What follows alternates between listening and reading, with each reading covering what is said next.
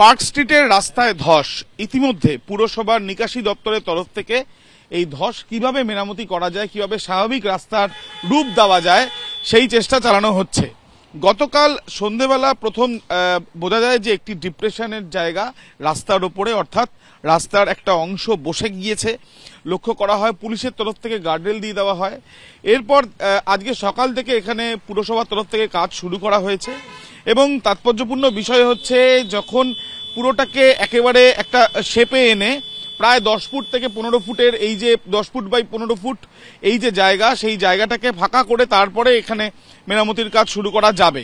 ইতিমধ্যে মেরামতি করতে গিয়ে তারা দেখতে পাচ্ছেন যে জলের অংশ, যেটা অনুমান করা হচ্ছে যে ব্রিটিশ আমলের এই যে নিকাশি ব্যবস্থা, সেই ব্যবস্থা এখানে রয়েছে। গতকাল যখন ডিপ্রেশন হয় তখন একটা দুর্ঘটনা ঘটার একটা সম্ভাবনা ছিল, যদিও পুলিশের তরফ থেকে এখানে গার্ডরেল দিয়ে ঘিরে রাখা হয়েছিল, পুলিশ মোতায়েনও ছিল।